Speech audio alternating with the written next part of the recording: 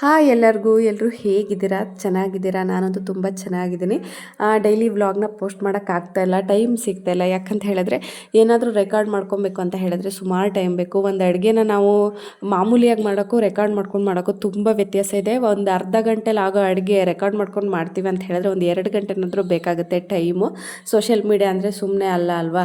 ಸುಮಾರಷ್ಟು ಜನಕ್ಕೆ ಆಸೆ ಇರುತ್ತೆ ನಾವು ಸೋಷಿಯಲ್ ಮೀಡಿಯಾ ಯೂಸ್ ಮಾಡಬೇಕು ಅಂತ ಹೇಳಿ. ಬಟ್ ಅವರವರ ಕಂಫರ್ಟ್ ಝೋನಿಂದ ಆಚೆ ಬಂದಿರಲ್ಲ. ವ್ಲಾಗ್ ಮಾಡಬೇಕು, ಮಿನಿ ವ್ಲಾಗ್ ಮಾಡಬೇಕು ಅಂತ ಹೇಳಿದ್ರೆ ಅವರಿಗೂ ಇಷ್ಟ ಇರಲ್ಲ, ಫೇಸ್ ತೋರ್ಸೋಕ್ಕೆ ಇಷ್ಟ ಇರಲ್ಲ, ವಾಯ್ಸ್ ಓವರ್ ಕೊಡೋಕ್ಕೆ ಇಷ್ಟ ಇರಲ್ಲ.